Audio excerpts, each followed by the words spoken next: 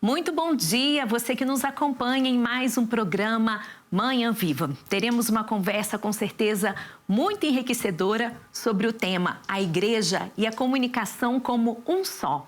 Quem vai nos ajudar, vai nos aprofundar sobre o tema é o Ricardo Perna, que é o diretor de comunicação da Diocese de Setúbal.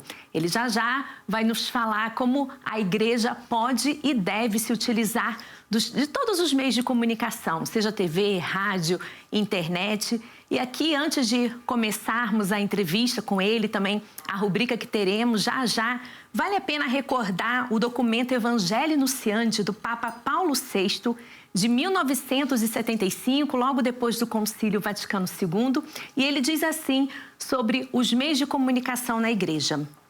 A igreja se sentiria culpada diante do Senhor se não utilizasse esses meios potentes, que a inteligência humana torna cada dia mais perfeitos. É mediante eles que ela proclama dos telhados a mensagem de que é depositária. Neles, encontra uma versão moderna e eficaz do púlpito. Graças a eles, a igreja pode falar às multidões. E também, como sabemos, começamos o nosso programa sempre com a nossa oração. Em nome do Pai, do Filho e do Espírito Santo. Amém. E que, de fato, o Espírito Santo possa nos iluminar toda a igreja, para que se utilize dos meios de comunicação da melhor forma possível, a fim de levar, proclamar o Evangelho de Jesus Cristo, dialogando com todas as gerações. Isso nós pedimos por intercessão de Nossa Senhora, aquela que trouxe consigo a palavra encarnada, o Cristo que é a vida nova que também o Pai nos comunica. Ave Maria, cheia de graça, o Senhor é convosco. Bendita sois vós entre as mulheres e bendito é o fruto do vosso ventre, Jesus.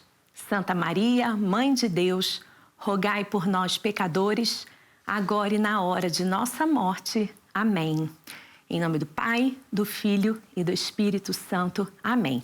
Então, o nosso tema sobre a igreja e comunicação vai esperar só um pouquinho, porque hoje é dia de rubrica, de culinária, com a nossa querida nutricionista Nathalie Teixeira. Então, vamos a ela para uma receitinha bem prática, bem nutritiva, que ela já vai nos explicar.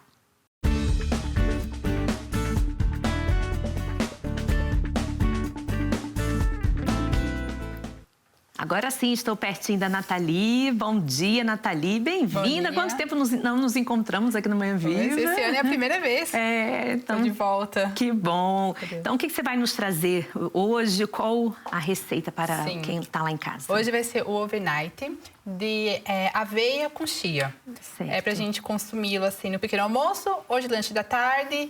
E pronto, é uma sugestão para poder diferenciar aí a nossa preparação durante a semana, durante o dia. Eu até perguntava para a Nathalie antes de começar, porque algumas receitas a gente vê assim, overnight. O que significa? É o overnight, que vocês vão ver quando estiver a fazer, que ele tem que ficar a noite inteira no frigorífico. Para poder ele gelatinizar a chia. Então, por isso que é o overnight. Entendi. E quão nutricional essa receita? Sim, ele é muito bom. Vamos começar a falar tanto da chia como da aveia, que são os dois nutrientes principais, né, dessa preparação. Ambas ajudam na digestão, ajudam na saciedade, ajuda também no controle da glicemia. A aveia, a gente fala assim, eu sou diabético, posso consumir aveia? Pode consumir porque ela tem um baixo índice glicêmico. Entendi. O que significa, né, o baixo índice glicêmico? Que quando nós consumimos, esse açúcar ele é liberado devagar, ele não vai causar aquele pico de insulina. Então, ele é recomendado. Também, os dois também, que é interessante falar, tanto a chia como a aveia, ambos têm um aminoácido chamado triptofano. E o triptofano, ele se transforma em serotonina, que é o que causa o bem-estar, o bom humor, ajuda também no sono, tá mais disposto e também tá mais descansado. Então, é uma boa combinação. Então, e entre esses ingredientes, caso alguém não goste muito de chia ou da aveia, pode se substituir por alguma outra coisa? Sim, pode se substituí-los. Pode ser por linhaça, né? A linhaça, pode ser por farinha de fava, também quem gostar. Aqui se consome muito farinha de fava, pode, por exemplo, tirar a aveia, colocar a farinha de fava e tirar a chia e colocar a semente de linhaça. Então, pode ser substituído pelos cereais. Isso Entendi. Pronto, aqui é uma opção, mas pronto, tem sim como substituí-los. Então vamos lá ao preparo. E sim, vai, os ingredientes, vai nos falando né? quais Então, são os ingredientes. Vai ser, nós vamos utilizar 2 colheres de sopa de iogurte. Eu já vou até aqui a colocar uma taça. Então, 2 colheres de sopa de iogurte Mas natural. iogurte natural, sem açúcar. Natural, sem açúcar, Isso, sem corante, sem nenhum aromatizante. Sim, é o aqui natural. tudo saudável, tá, gente? Tá. E também pode ser o grego. De repente, vai também o grego ou natural, né? Sim. Pode ser o grego. De repente, se alguém tem alguma alergia, né? Alguma intolerância ao leite, à lactose, pode também substituir pelas bebidas de soja, que são feitas com soja. Tanto o iogurte como a bebida de soja. Então, aqui tem esses 2. O leite, nós colocamos 1/4 de chávena, que é 120 ml. Certo, também leite magro de preferência. O leite magro. Ou meio gordo, mas... Sim, pronto, de preferência, sim. Afinal, a gente quer todo mundo saudável, com os índices glicêmicos e colesterol, com tudo saudável. Exatamente. E também tanto a chia como a aveia que vai agora, né, vir aqui para essa preparação, também ajuda no controle do colesterol. Então, é muito bom. Muito bom. A chia é 1 colher de sopa. Como aqui tem essa colher de sobremesa, eu vou colocar 2. 2, certo. Mas é mais ou menos assim. E também ambos ajudam na saciedade. Então, é muito bom.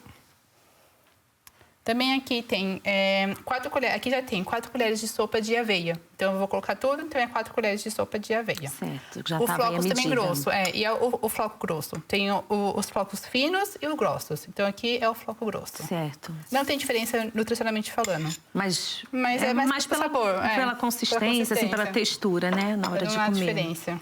Vamos mexer um pouco.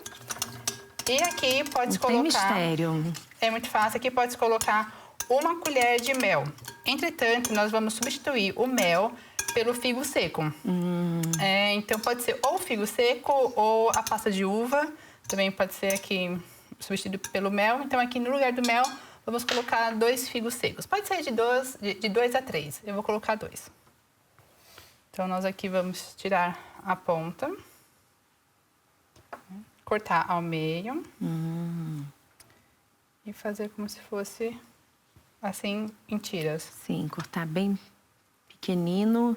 Então, ele que vai dar o doce, na verdade. Então, no lugar do mel, nós temos aqui o figo para dar o doce.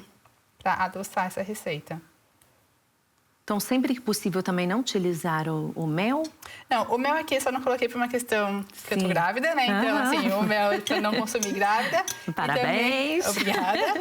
E também criança. Criança menor que 2 anos também não é recomendável o uso do mel. Também como eu tenho, né, uma criança ainda que não tem 2 anos, então acabo por não consumir. Mas eu gosto e é muito bom também. Também é muito bom pro sistema imunológico, é muito bom também para digestão. E sempre ver também o grau de pureza do mel, não é? Porque sim, exatamente. Tem uns mels que você vai ao mercado e é xarope, né? Não é muito assim o mel. Então, melhor comprar de um fornecedor local que você conheça, né?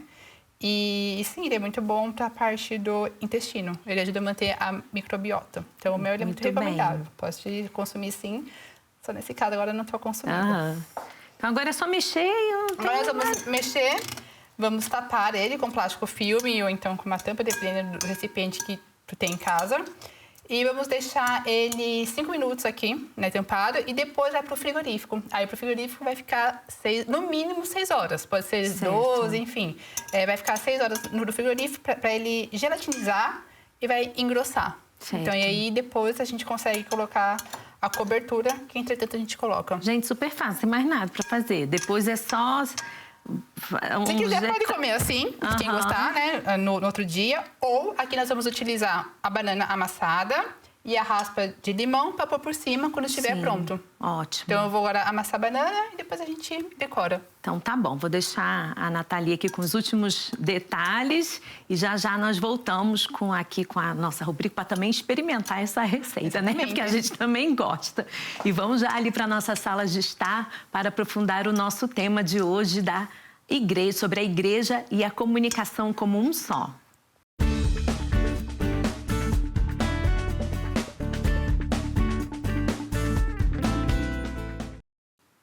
Agora sim, vim para cá, para a nossa sala de estar, para começarmos o nosso bate-papo com o Ricardo, alguém que está também bastante envolvido com a comunicação na igreja, e assim podemos aprofundar, refletir como a igreja pode melhor se servir dessa oportunidade, desse campo tão grande, tão vasto, que é a comunicação social. Então, seja muito bem-vindo, Ricardo. Obrigado pela sua presença.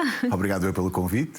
Certo. E vamos começar assim. A gente sempre pede na primeira pergunta para o convidado um pouco partilhar, né? Como, no seu caso, começou o envolvimento com a comunicação, com a profissão, e como isso também se relaciona com a sua vida e sua fé.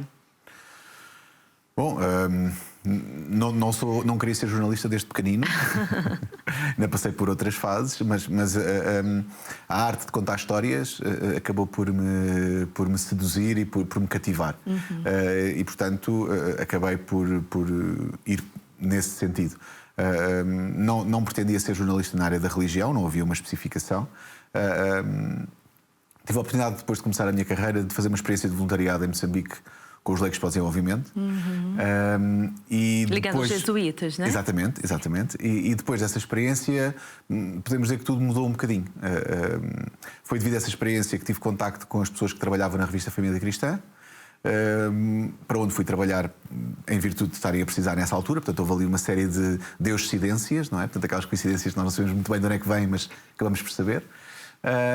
E depois, dentro da revista, apesar de ser uma revista generalista que tratava de vários temas, acabei por me focar mais eu na parte da religião, não deixando de fazer outros temas.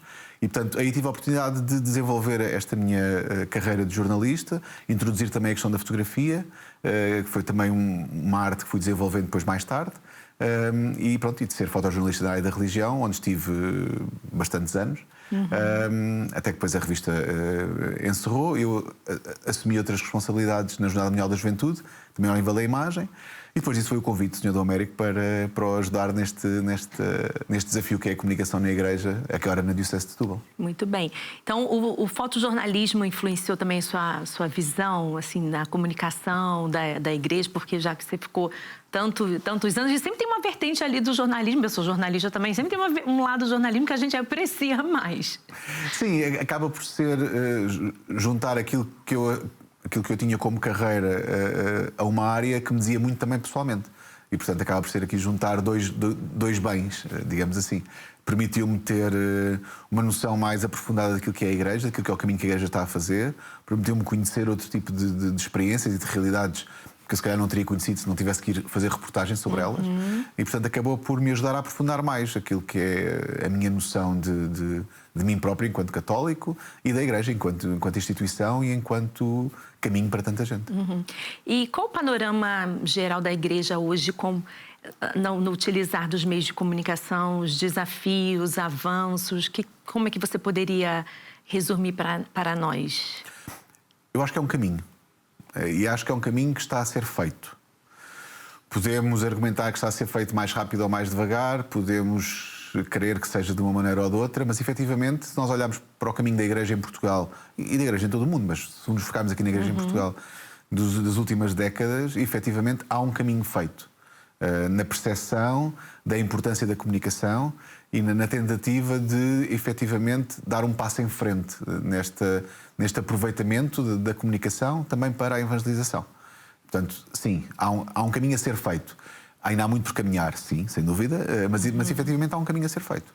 Sim, né? No início do programa eu li um trecho da Evangelho Nunciante do Papa Paulo VI, que já desde lá da década de 70, ele tinha esse olhar atento aos meios de comunicação, e eu acho muito forte essa frase quando ele diz que a Igreja se sentiria culpada diante do Senhor se não utilizasse esses meios potentes que a inteligência humana torna cada dia mais perfeitos. Naquela época não tinha internet, não tinha inteligência artificial, mas ele já tinha uma palavra assim, bem, uma visão bastante além, né? Há aqui duas questões que me parecem interessantes. Desde logo, uma questão que me parece clara, que é esta. Evangelizar é comunicar. Ou comunicar é evangelizar. Nós podemos evangelizar também pelo exemplo, pelo testemunho de vida, mas efetivamente, quando se fala em espalhar a palavra, quando se fala em levar a boa nova, estamos a falar de comunicar. E, portanto, comunicar através dos meios de comunicação, através das plataformas digitais, através das nossas conversas pessoais, é comunicar. Portanto, foi isso que a Igreja sempre fez ao longo dos tempos. Tenho a certeza que, existindo internet no tempo de São Paulo, que o apóstolo dos gentios teria aproveitado... Nossa, como? Seria uma potência. Exatamente, portanto, seria mais do que viral o caminho que ele fez de anunciar a palavra. E, portanto, efetivamente, a Igreja, ao longo dos séculos, sempre aproveitou as capacidades técnicas e tecnológicas que havia em cada tempo para levar o melhor possível e espalhar o mais possível a boa nova, para espalhar a palavra de Deus. E depois também outra questão em relação ao texto do Papa e ao texto dos Papas. A Igreja tem, em virtude do seu estilo, em virtude da sua situação mais presente ao longo da evolução dos tempos, uma visão única de conseguir antecipar aquilo que a humanidade precisa ou para onde é que a humanidade caminha. E se nós formos verificando os textos dos Papas, não só dos últimos, mas conseguimos perceber, de facto, essa visão profética, que advém de estudo, que advém de conversas, que advém da capacidade de reflexão e de perceber aquilo que o mundo precisa. A Igreja sempre percebeu isso. Não significa que sempre o tenha feito de bem feito, mas significa que sempre percebeu, e os textos dos Papas são muito isto. Esta capacidade de prever aquilo que vai acontecer. E isto é uma realidade que existe... Em vários textos nós conseguimos ver essa visão profética de que falavas no texto do Paulo VI. Portanto, isto existe e isto é uma mais-valia que a Igreja traz para o mundo também. E interessante a gente também recordar algumas das últimas mensagens do Papa Francisco para o Dia Mundial das Comunicações, que ele falou de, como o Ricardo falou há pouco tempo, né, de que comunicar é evangelizar é comunicar, porque quando ele fala sobre falar com o coração, também vejo que ele falou sobre o silêncio. Então é uma dimensão mais profunda do que a técnica, do que a gente está aqui em frente às câmeras, mas que a comunicação seja capaz de unir, de realmente deixar as pessoas em comunhão, não é? Comunicar não são os meios de comunicação social, não é? Sim. Os meios de comunicação social, como as pessoas, como as instituições, como tudo, comunicam. E comunicar é tudo isso. É muito mais do que apenas as notícias que lemos, os artigos de opinião que refletimos. É mais do que isto. Comunicar mexe com todos os sentidos, mexe com todas as pessoas, mexe com tudo o que é a nossa capacidade de falarmos para o outro. Através dos meios de comunicação, através do nosso contacto pessoal, através de tantas outras formas. E, efetivamente, evangelizar é comunicar. E também, voltando aqui ao contexto de Portugal, temos uma população envelhecida, mas também muitos jovens. Como a Igreja pode se utilizar dos meios de comunicação para esse diálogo entre as gerações e também chegar aos mais novos? É essencial que o faça e volto a dizer, e a Igreja já percebeu essa necessidade. Há, de facto, um caminho feito e é essencial conseguir perceber de que forma é que se consegue falar para todos os tipos de população. Os meios de comunicação, as redes sociais, as plataformas digitais, as plataformas pessoais conseguem-nos dar ferramentas para nós conseguirmos perceber e chegar a cada pessoa individualmente. Não temos uma mensagem que serve para todos, porque as pessoas não são iguais, mas temos a capacidade de podermos individualizar a abordagem e chegar ou garantir que temos conteúdos que possam chegar a todas as pessoas. E isto consegue-se através dos meios digitais de uma forma espantosa. É preciso investir, é preciso criatividade, é preciso perceber a importância disto e é preciso que a Igreja, como sempre fez ao longo da história, não fique presa ao que fazia de antes e encontre novas formas. Foi isto que a Igreja tem feito ao longo de todos os tempos, não é? Desde São Paulo, que falávamos há pouco, até agora, aquilo que a Igreja sempre fez foi isto, encontrar as melhores formas de levar a palavra àqueles que ainda não conhecem e reforçar junto daqueles que conhecem. Porque se a Igreja não tivesse feito isto, teria sido muito difícil conseguir fazer este caminho. E, portanto, esta inspiração, o Espírito Santo que nos inspira a falar e a levar a palavra, é o Espírito que nos inspira a comunicar e a utilizarmos o máximo de ferramentas possíveis para chegarmos ao máximo de pessoas possíveis. Mas também nesse caminho seria interessante deixar os jovens mais protagonistas, né? Também na comunicação das paróquias, das dioceses, dos movimentos, para que tenha esse espaço da criatividade dos jovens falarem para outros jovens. Há espaço para tudo e há espaço para todos. E é muito importante não descurar nenhuma faixa etária, nenhum grupo de pessoas. Portanto, é importante encontrarmos formas de comunicar e encontrarmos as melhores pessoas para o fazer.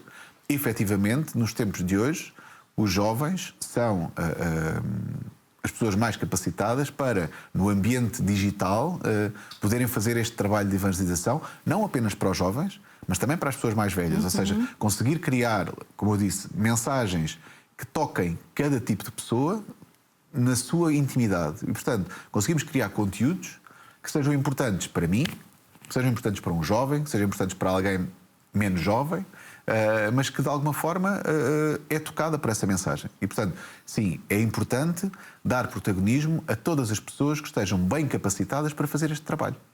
No caso digital, em muitos casos, são os jovens, claro. E como a Diocese de Setuba tem desenvolvido esse trabalho, sobretudo ali com os diocesanos? É um desafio. Acima de tudo, compreender o seguinte: a comunicação tem que acontecer no tempo da comunicação. Então, nós temos que perceber que não podemos fazer um evento hoje e daqui a uma semana dizer que ele aconteceu. Não podemos querer falar de qualquer coisa sem ter imagens que o registrem.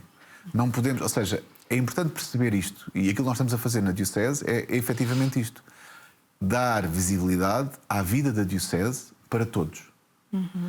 Sendo a vida da Diocese a vida do Bispo, sendo a vida dos movimentos, dos secretariados, a vida das paróquias. E, portanto, conseguir que, de uma forma equilibrada e igualitária, consigamos mostrar aquilo que a Diocese é na sua vida normal. E isto implica não apenas as grandes celebrações, não é? Implica até as pequenas. Portanto, dar tanta importância ao crisma que junta 100 jovens na Sé, como e 600, 700, 800 pessoas na Eucaristia, não é? Como a Eucaristia do domingo, que é celebrada na paróquia de Canha, uma das paróquias mais pequenas que temos, para um grupo de 10, 11 pessoas que vai à Eucaristia. Tem tanta importância como a outra grande. E, portanto, conseguirmos dar esta visibilidade, nomeadamente através da vida do Bispo, que também acompanhamos, mas não só, ajuda muito a que a Diocese se sinta viva e perceba que, efetivamente, toda ela conta. E como tem sido isso, assim? Porque tem ajuda para tudo isso, Ricardo? Quais são as iniciativas? Como é que consegue chegar, abranger todo o território? Fazemos um esforço. Temos uma equipa de trabalho na Diocese, contamos com muita ajuda dos movimentos e dos secretariados, que também dentro das suas atividades nos trazem, nos enviam essas informações. Queremos dar formação às pessoas nas paróquias para que também possam fazer esse trabalho. Portanto, há aqui uma estratégia de procurar o máximo possível estender a manta para conseguirmos chegar a todo lado. Agora, pronto, com muito esforço, com muita dedicação, sempre nesta ideia de que é preciso chegar, e é preciso estar, e é preciso fazer. E quando é preciso, faz-se. Sim, e claro, a gente não pode deixar de falar das redes sociais, de tudo que há no digital, que também muda a cada instante, assim, né? Como se posicionar ali, como utilizar, então, também como é esse trabalho, assim, na sua visão, primeiramente falando da igreja como um todo, de estar presente também nos meios digitais. Lá está, acho que é muito importante a presença nas redes sociais. A internet foi evoluindo e nós temos que ir acompanhando essa evolução, não é? E, portanto, nós tínhamos esta noção de que os sites institucionais eram o mais importante para trazer informação às pessoas, para que as pessoas pudessem informar. Os sites estão. Hoje em dia as redes sociais mudam um pouco o paradigma e, portanto, complementam a informação dos sites e, portanto, promovem um estilo de comunicação mais imediata, mais propensa aos diretos, aos vídeos, às imagens e, acima de tudo, a que as pessoas consigam perceber como é que se conta a história da vida da Diocese. Portanto, cada vez mais é possível perceber, porque as redes sociais nos ajudam muito nisso, como é que é esta nossa Diocese. Como é que a Diocese avança, como é que a Diocese vive. A Diocese vive da forma que se mostra. Portanto, muitas vezes corremos o risco até às vezes de ser injustos quando dizemos que há dioceses que estão mais paradas ou não têm tantas atividades, ou alguns secretariados, ou alguns movimentos. Muitas vezes não é verdade. E é uma pena que esta riqueza que algumas dioceses têm nas suas comunidades, nos seus movimentos, não seja trazido cá para fora. E, portanto, é muito importante este papel da comunicação, ou dos gabinetes de comunicação, ou dos órgãos de comunicação diocesanos, efetivamente neste contar da história da Diocese, mostrar a vida da Diocese. Porque as dioceses têm muita coisa boa para oferecer, E é preciso que estas coisas boas também saiam. Porque as pessoas procuram muita coisa na internet. Sim. Às vezes procuram saber como é que é a vida, outras vezes procuram respostas às suas dúvidas, procuram tudo isso. E elas vão encontrar essas respostas na internet. Agora, não sabemos que tipo de respostas é que encontram. Nós vivemos tempos complicados neste aspecto. A internet é uma coisa muito boa que também acarreta riscos. E, efetivamente, há aqui um risco muito grande, que é: as pessoas têm dúvidas, vão à internet tirá-las. Elas vão tirar as suas dúvidas. Elas vão ficar com as suas dúvidas esclarecidas. Podem ficar bem esclarecidas ou mal esclarecidas. E, portanto, se a Igreja não tiver uma presença ativa, constante, esclarecedora, aberta, transparente nas redes sociais, para que as pessoas possam ver as suas respostas respondidas sobre aquilo que é o ponto de vista da Igreja, outras pessoas, outros movimentos, outros espaços vão ocupar este lugar. Portanto, estas respostas vão ser dadas na mesma. Não podemos achar que, porque não estamos lá, as pessoas venham ao nosso encontro pessoalmente. Isso não vai acontecer. Não. E, portanto, as respostas vão ser dadas. Ou nós temos a capacidade de estar lá para sermos nós a dá-las, ou alguém dará por nós. E depois também não nos podemos queixar que as pessoas não sabem. Isso. Então, a gente vai falar mais sobre isso, porque é um assunto interessante, sobre não esperar que as pessoas venham a nós, mas a gente ir até as pessoas, a igreja em saída, é o que nós vamos aprofundar. Então, no segundo bloco do nosso programa Manhã Viva de hoje, não saia daí, nos aguarde após o intervalo.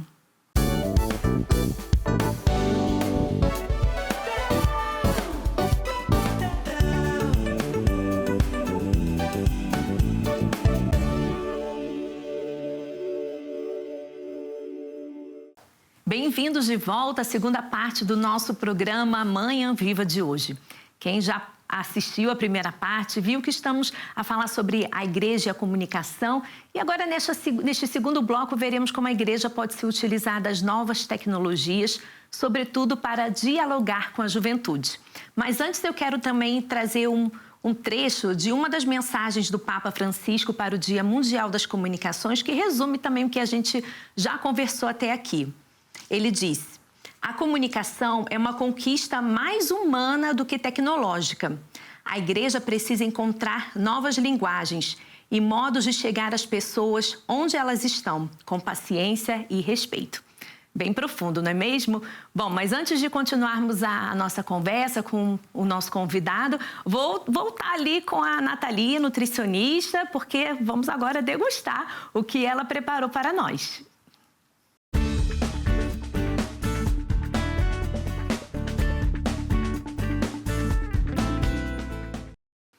Então, voltamos aqui de novo com a Nathalie. Agora é a hora boa da degustação. Mas antes disso, Nathalie, vamos, como você indica para ser servido, para montar, ficar bonito também. Sim, aqui, tá pronto. Aqui a gente tem um overnight que passou a noite no frigorífico. Então, tá aí pelo menos 8, 6, já 12 Sim. horas que está pronto, né? Ficou de ontem para hoje. Então, tá aqui prontinho. Então, nós vamos pegar um copo, uma taça, como você preferir servir. Né? E vamos colocar... Lembrando que é a receita de overnight de aveia com chia, super natural, saudável. Levou iogurte magro, leite magro, chia... Fígado também, que é muito bom. Isso. Tem bastante potássio, é muito bom também. Aqui a gente pode colocar assim, não vale a pena também colocar muito, porque você vai ficar satisfeita rápido. Você vai logo ver. Uma coisa que também é importante falar aqui, que eu estava já a esquecer, que é... Após consumir um overnight, é interessante beber muita água. Tem que beber bastante água para poder também ajudar na digestão. Isso porque aqui é fibra. Se a gente come muita fibra e não bebe água, pode ficar, pode aí fazer mal para o intestino. Então temos que beber bastante água para o intestino funcionar bem. Até porque também com a banana junto também que prende um pouco. Então nós temos que beber bastante água. Então a água não tem para onde nós fugirmos, temos que consumir água durante o dia. Então, aqui como cobertura, vamos colocar a banana amassada. Também dá um sabor muito bom. Assim, a banana amassada. E o que causa também um sabor muito cítrico e muito bom aqui é as raspas de limão, da casca de limão. Só para decorar. Sim, já até apoiei aqui. E pronto. Aqui está. Vamos ver como está. Aqui os tem que ser toppings tudo pode de ser verdade, como gente. cada um gosta. Pode ser, em vez de colocar banana, pode colocar uma manteiga de amendoim. Pode colocar uvas também cortadas aos cubos. Muito bom. A sugestão também pode ser colocar abacaxi aos cubos com hortelã e coco. Também fica muito bom. Aí a gente consegue, assim, ter uma variedade de sugestão para consumir como o topping por cima. Castanha do Brasil também ralada, fica muito boa. Não vai dar tempo de eu comer tudo agora, porque o nosso convidado está à nossa espera, mas acabando o programa, volto aqui.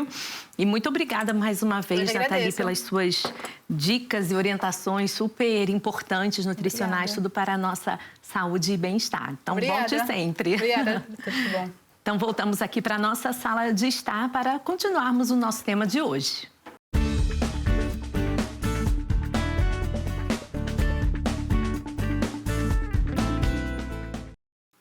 Bem-vindos de volta ao nosso programa Manhã Viva de hoje. Estamos a falar sobre a Igreja e Comunicação como um só. E o nosso convidado é o Ricardo Perna, que é diretor de comunicação da Diocese de Setúbal.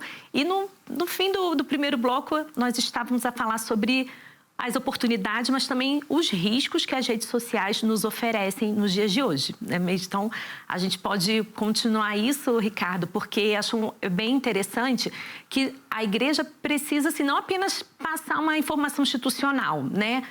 Por exemplo, horários de missa, vai acontecer isso, vai acontecer aquilo, mas como bem você falava no primeiro bloco, essa capacidade de contar histórias. A história da Bíblia, os testemunhos de vida, cativar as pessoas assim, né, por essas histórias e pelo um aprofundamento de conteúdo. Sim, é preciso saber contar histórias e é preciso... A internet tem esta grande vantagem de nos dar espaço para tudo. Não é? O espaço é ilimitado, as possibilidades são ilimitadas. Um programa de televisão tem o tempo contado, porque vem outro a seguir. Na internet isso não acontece e, portanto... Tão importante lá está, os horários das missas, as informações, sim, a agenda, o que vai acontecer, claro, como também a capacidade de podermos contar histórias, de podermos informar as pessoas, de podermos falar com as pessoas para que elas saibam o que é que está a acontecer. Porque muitas vezes o que acontece, nós temos, acho que qualquer católico já deu por si a ter que desmontar mitos, não é? Ter que falar com pessoas e dizer, espera, mas o que estás a dizer não é bem assim. A Igreja pensa de maneira completamente diferente. E efetivamente isto é uma necessidade e a internet dá-nos esta possibilidade se nós soubermos estar. Agora, não podemos querer estar na internet como estamos dentro da igreja ou como estávamos há 50 anos no adro da igreja a falar. Não pode ser, é preciso encontrar novas formas, é preciso perceber de que forma é que as pessoas do tempo de hoje, na sua especificidade, na sua idade, precisam de ouvir aquilo que é a palavra. Não vamos mudar o sentido, não vamos mudar o conteúdo, mas vamos adequá-lo. Vamos falar de uma maneira que as pessoas nos percebam. Não interessa estarmos a contar as bonitas histórias da Bíblia com a linguagem, com o estilo que eram contadas há 30, 40, 50, 100, 200 anos. Interessa perceber hoje como é que estas histórias precisam de ser contadas. Como é que as pessoas conseguem ouvi-las. E isto é um grande desafio, para o qual não há receitas, não há soluções específicas. Não é, mas também percebendo o que o público consome, porque já não é de hoje que as pessoas gostam de assistir filmes, gostam de acompanhar novelas, gostam de acompanhar séries. Então, assim, o que a gente fala na comunicação do storytelling, que é realmente ter ali uma narrativa que vai envolver as pessoas, mas no caso da igreja, que vai ser uma narrativa sólida, né? Que vai ser ali um conteúdo certeiro, com a verdade, sem fake news, sem buscar, né, ao máximo trazer a verdade e esse combate do relativismo. Então, é um desafio, né, se colocar... É um desafio enorme, é um desafio que tem não só riscos, mas consequências financeiras, porque é um desafio que implica um profissionalismo, implica uma capacidade de aprender e de fazer as coisas bem feitas. E tudo isto tem custos, sim, não é? Tem custos humanos, tem custos financeiros, é um investimento que se faz, mas é efetivamente a missão nos dias de hoje.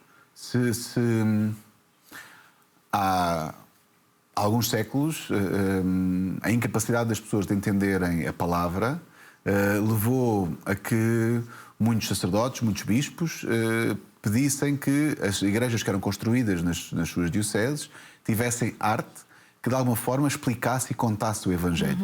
Aquilo era a catequese na altura. As pessoas não sabiam ler, não sabiam escrever, mas olhavam para um painel de azulejos. Não tinha acesso à Bíblia. Não tinham acesso à Bíblia, mas olhavam para um painel de azulejos ou para uma pintura e percebiam o que é que estava ali. Ou se não percebiam, perguntavam e alguém lhes contava a história desse azulejo, dessa pintura. E essa era a forma como eram capazes de comunicar. E não era uma forma barata, não é? Nós não temos noção dos custos que implicavam, não é? Todas as obras de arte que temos hoje, todas foram investimentos. Foram investimentos nesta capacidade de podermos passar a mensagem, de espalhar a palavra. Hoje em dia é preciso fazer o mesmo em áreas diferentes. Não é tanto construir arte, porque as pessoas já são, felizmente, têm outra capacidade de reter informação, já sabem ler, já sabem escrever, têm uma Bíblia em casa, têm acesso à informação mais facilitado. Mas importa, dentro deste novo mundo, não é? Que de geração em geração se renova, perceber de que forma é que é preciso investir, em termos humanos, em termos financeiros, em termos de tempo, em termos de tudo isso, neste espalhar a palavra. Isto é um desafio enorme, sem dúvida. Não há, volto a dizer, não há respostas fáceis. É um desafio enorme, mas perante o qual não nos podemos amedrontar. Sim. Não é? Perante o qual precisamos de refletir, discernir e caminhar. Tropeçando às vezes, batendo às vezes com uma árvore ou outra, mas percebendo, experimentando, tentativa e erro, não é? Sim. Os artistas que fizeram aquelas grandes pinturas nas igrejas, quase certeza que não foi o primeiro desenho que fizeram para ali, não é? Portanto, é um caminho que se faz. E além da Diocese de Setúbal, também outras dioceses, que bons exemplos a gente poderia destacar aqui em Portugal, de como está nesse dinamismo da comunicação, né? Eu recordo aqui também o caminho dos escuteiros, como tem sido, também do próprio jesuítas, com pontos SJ. Então, poderia recordar alguns desses exemplos que a gente tem aqui no país? Eu acho que há aqui vários... Sem querer esquecer ninguém, sem querer diminuir nenhum outro esquecido. Aqui a questão é esta. Há vários exemplos, há bons exemplos, alguns mais visíveis, porque efetivamente têm outra capacidade financeira ou um investimento mais direcionado nesta fase, ou porque efetivamente têm uma outra pessoa mais capacitada para isso, mas mesmo às vezes exemplos mais invisíveis, não é? Que de alguma forma vão fazer o seu caminho. Não se conhecem tanto, mas efetivamente fazem. Estou-me a recordar, por exemplo, na Diocese de Évora, que inaugurou agora um estúdio de rádio para os seus programas. Portanto, que é uma diocese que não tem assim tanta visibilidade em termos de comunicação, mas que faz o seu trabalho de uma forma muito digna e muito capaz. E de vídeos também lá, que foi inaugurado também. Exatamente. Com Ou podcasts. seja, há muita coisa a ser feita, e até mesmo a nível paroquial. Portanto, é muito importante perceberem que não basta... se os exemplos forem muito grandes, há dioceses que têm estações de televisão ou departamentos de comunicação bem robustos, com várias pessoas, com fotógrafos, não é? Pronto. Mas este caminho está a ser feito por todas as dioceses. E efetivamente estes bons exemplos existem, mais visíveis ou menos visíveis, arrisco eu dizer, em praticamente todas as dioceses do país. Pode haver uma ou outra diocese que ainda esteja um pouco deficitária nesse aspecto, com mais alguma necessidade de fazer caminho, mas aquilo que eu tenho sentido de falar com outras pessoas, de falar com pessoas de outras dioceses, é esta vontade de fazer caminho. Nós falávamos com... Existem praticamente todas as dioceses alguém responsável pela comunicação. Isto é um primeiro passo, que é muito importante. E, portanto, efetivamente, há aqui uma necessidade e uma vontade de fazer caminho, que demora o seu tempo, que em algumas dioceses é mais rápido porque existe mais alguma sensibilidade da parte dos sacerdotes, da parte dos bispos, para um investimento de pessoas e de tempo nesta matéria, que às vezes nem sequer tem tanto a ver com o dinheiro, tem mais a ver com o tempo e com a disponibilidade das pessoas. Noutras dioceses estão a aprender a fazer isso e, portanto, acho que de facto há aqui uma necessidade grande de caminhar e há uma vontade grande de caminhar, cada um no seu ritmo. Não estão todos no mesmo ritmo, obviamente, mas efetivamente cada um a fazer o seu caminho. Eu acho que isso é muito bonito. E também a Igreja pode se utilizar dos meios de comunicação para divulgar o que faz de bem. Isso falando também no aspecto social, porque tantas vezes a igreja é atacada, fala-se isso, fala-se aquilo outro, mas também os meios de comunicação em geral, né, os seculares, não falam muitas vezes o que a igreja faz de bem e deve ser também nosso papel mostrar, né, os bons exemplos de ajuda social, caritativa, no mundo da educação, da saúde. É a importância de ter a igreja no mundo. Mais do que estarmos preocupados, que tem o seu papel, não é? Mas mais do que estarmos preocupados em recitar ou contar histórias da Bíblia, essas histórias da Bíblia acontecem no dia-a-dia, nas nossas vidas. E, portanto, esta é a melhor forma de nós conseguirmos contar as nossas histórias. É olharmos para a nossa vida, para o nosso dia-a-dia, o dia-a-dia dos movimentos da igreja e perceber de que forma é que estes movimentos conseguem melhorar a sua capacidade de contar as histórias daquilo que já fazem. Não precisamos ir aos movimentos, hoje em dia, na igreja, dizer, olha, vocês têm que fazer coisas boas. Eles já existem e eles já fazem muita coisa boa, que não é noticiada, que não aparece, que exige um sacrifício extraordinário e que muitas vezes não é recompensado com esta visibilidade, mas ele existe. E, portanto, a parte mais difícil, arrisco eu dizer, que era que isto existisse, já existe. Portanto, o mais fácil, entre aspas, é conseguirmos contá-las. E, portanto, eu também concordo. A igreja tem muita coisa boa a acontecer e é preciso falar sobre ela. É preciso contar essas histórias para que depois também as próprias pessoas comecem a exigir aos outros meios porque é que estas histórias não são contadas. Portanto, falamos aqui temos um telejornal inteiro de coisas más, não é? Que começa sempre por coisas negativas. Depois, no final, tem lá uma coisa gira boa, não é? Pronto. Para passarmos a ser ao contrário. A tal procura da boa notícia. Isso. Que o Papa falava também. O Papa Francisco falou muito nesta necessidade da boa notícia. Não significa ignorar os escândalos, não significa ignorar as coisas que são difíceis e duras. Elas têm que ser ditas, mas podem ser ditas com uma nota de esperança. Podem ser ditas à procura daquilo que é bom. Podem ser ditas indicando caminhos para melhorar. E não apenas estar ali a espezinhar e à procura do argumento. E olha, o fulano tal disse isto, o que é que você tem a dizer sobre isto? Eu tenho a dizer isto. Então, passamos aqui a vida toda neste ping-pong, não é? E esquecemos de, ok, é claro, é sério, tem que se falar. Se há este escândalo, aquela notícia má, é preciso procurá-la, é preciso denunciá-la, é preciso tudo isso. Mas também é preciso contar de que forma é que nós podemos sair daí melhores. E eu acho que isso é também um desafio que os meios da igreja têm. E também, em relação aos aspectos não tão bons, a própria igreja em Portugal tem sido exemplo nesse sentido, porque foi a primeira a querer anunciar, a querer falar do que começou a se investigar dos casos de abusos no contexto da igreja e começou a ser um exemplo para a sociedade como um todo. Então, nós temos visto aí, até, por exemplo, o Grupo Vita, que já foi chamado pelo Ministério da Educação, por outras instituições, para que as práticas que já estão sendo realizadas na igreja sejam aplicadas em outras instâncias, porque abusos acontecem na maior parte não é na igreja, né? Se formos ver as estatísticas. Mas tudo isso entra aí os meios de comunicação, de se falar o que a igreja está fazendo mesmo em relação aos seus problemas, mas também toda essa boa notícia, né? Como estávamos a falar. Sim, a questão específica dos abusos, não apenas em Portugal, na questão específica dos abusos, há efetivamente um caminho positivo da Igreja nos últimos tempos para combater um flagelo que a própria Igreja tem e, portanto, que fez bem em denunciar e em refletir sobre ele e em ter uma tolerância zero nestas situações.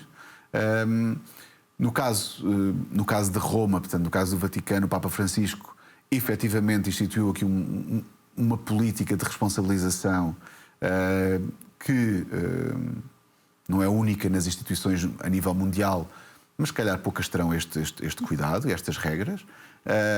E efetivamente a Igreja em Portugal conseguiu, ao contrário de outros locais onde não aconteceu isto, aqui conseguimos dar esse passo de nos chegarmos à frente antes de que outros percebessem o que é que se passava. Foi a Igreja que quis saber o que é que se passava, sim. Fez a sua investigação, descobriu o que havia para descobrir, está a tratar do assunto e efetivamente o trabalho que a Igreja tem que fazer é este, para si. Cuidar da sua casa, arrumar a sua casa e garantir que a sua casa está, como sempre tentou ser, este exemplo para os outros. E depois esperar que daí possa contagiar outros. Não é obrigar ninguém a nada, não é forçar ninguém a nada, é apenas garantir que a Igreja tem a sua casa arrumada, os seus assuntos arrumados. E quando assim é, tenho a certeza que as próprias pessoas vão pedir que este exemplo seja seguido no resto da sociedade.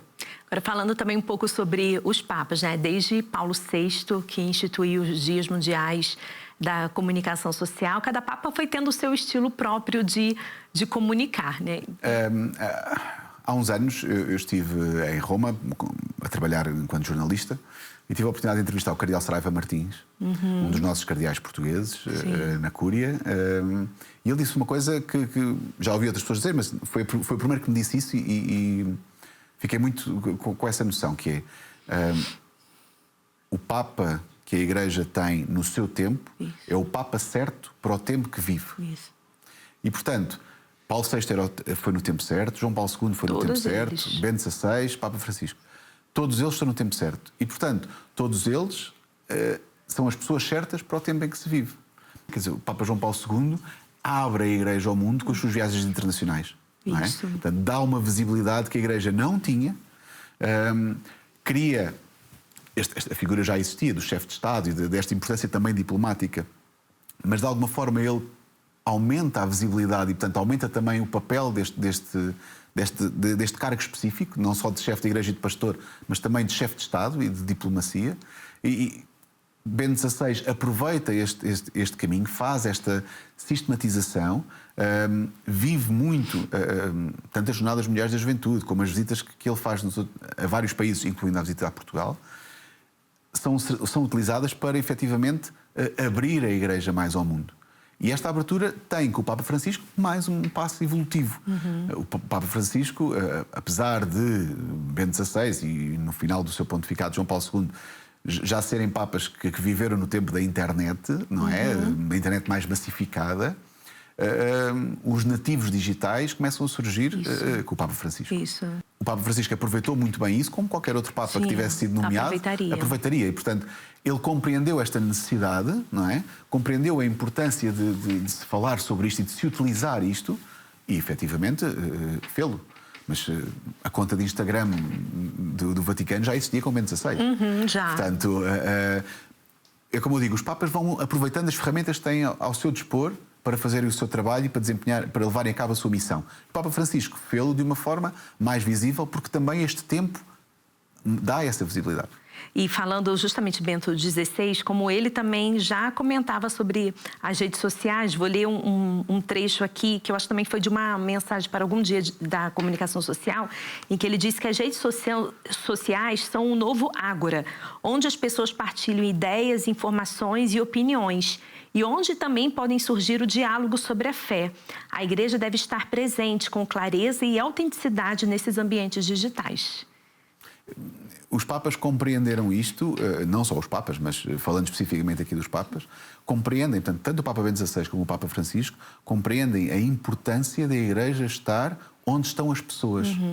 E, portanto, a Igreja tem que estar no ambiente digital, porque é aí que as pessoas também estão. Nunca esquecer a vertente presencial. Claro. Não acho que a evolução da Igreja seja uma evolução digital. O digital tem sempre que estar ao serviço do presencial. E, portanto, compreendermos e encontrarmos formas de utilizarmos o digital ao máximo das suas capacidades para conseguirmos sensibilizar as pessoas para a importância do presencial. Porque é efetivamente no presencial que se dá o encontro com Cristo vivo. Certo. E também os sacramentos mesmo não podem ser feitos de forma alguma, claro, assim, à distância. Uma coisa é a gente assistir pela televisão, mas outra coisa é participar, né? Que aí a gente, por exemplo, na Canção Nova transmite as Santas Missas de claro, domingo a domingo, mas isso não tira que nós temos que ir presencialmente. É uma forma de chegar a um tipo de pessoa. Isso. Que são as pessoas que não podem ir à Eucaristia por uma razão ou por outra. Isso. Ou porque trabalham, ou porque estão doentes, ou porque estão a cuidar de alguém, ou porque estão de viagem. O que for. É importante que a Igreja tenha diferentes tipos de meios para chegar a todo o tipo de pessoas. E esse é um deles. Os ambientes digitais permitem chegar a pessoas que não têm a possibilidade de estar presencialmente. Não invalida ou não iliba as pessoas que podem estar presencialmente de o fazerem. Porque os sacramentos, a vida comunitária é presencial. E é por aí que deve continuar sempre. Não é expectável, digo eu na minha humilde opinião, claro, não é expectável que haja uma transformação daquilo que é a vida comunitária, não é, para uma vida meramente digital. Agora, efetivamente, o ambiente digital pode promover, pode fortalecer, pode incentivar a presença presencial. Desculpa a repetição. Não, mas tudo efetivamente tem que ser isto, tem que ser um ambiente digital ao serviço da presença, ao serviço da comunhão. Portanto, os sacramentos, não apenas o da comunhão, mas muitos outros sacramentos, vivem-se presencialmente. Sim. E, portanto, a vida da Igreja, a vida comunitária é vivida na Eucaristia, na Igreja, nos espaços em que nós somos convidados a estar, a fazer o nosso trabalho, a dar o nosso testemunho presencialmente, utilizando os meios digitais para fortalecer essa presença. E o que será que vem para a Igreja agora a partir da inteligência artificial, né? Porque algo que já temos há algum tempo, mas cada vez está muito rápido e pode-se correr o risco ali de misturar o que é a realidade e o que é artificial. Sabes, vou contar uma coisa interessante que mostra como a Igreja está já a pensar nisto há muito tempo. Apesar de... Todas estas conversas sobre inteligência artificial são conversas que têm, de uma forma geral, no público, não é? 2, 3, 4 anos é que se começou a falar muito disto.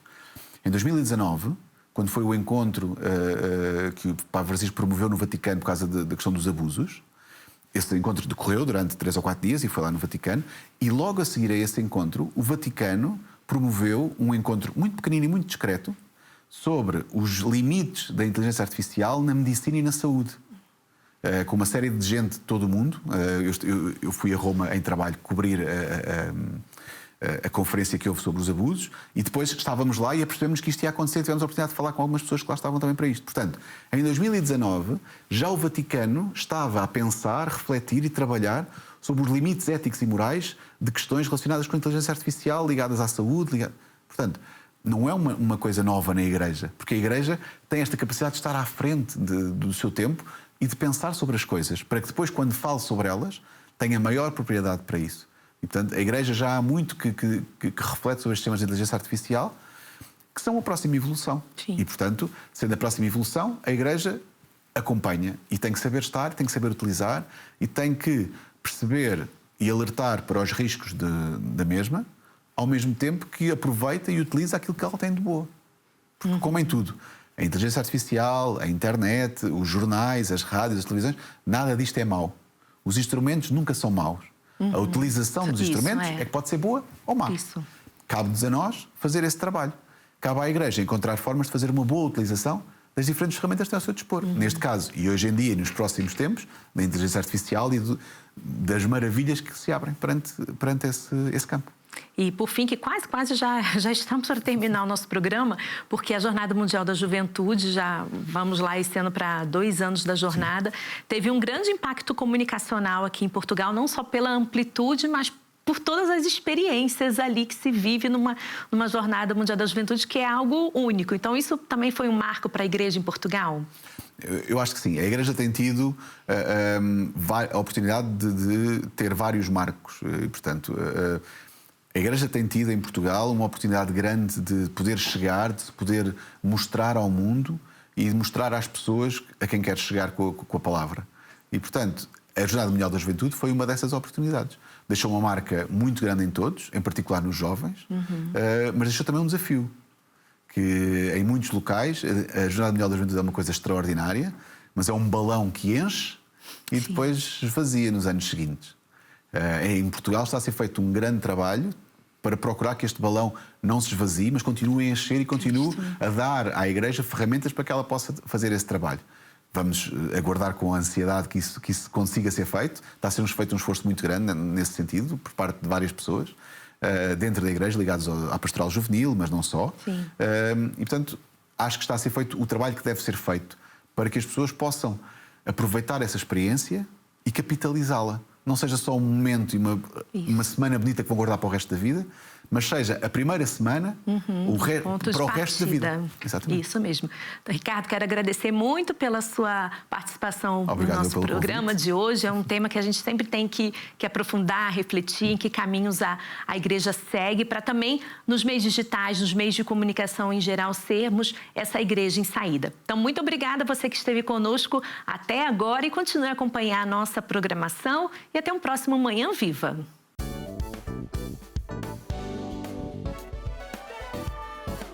Se gostou deste programa, clica aqui na nossa playlist aqui em baixo para ver outros episódios. Se ainda não subscreveu o nosso canal do YouTube, faça-o já clicando neste botão aqui do lado e será logo o primeiro a saber todas as novidades.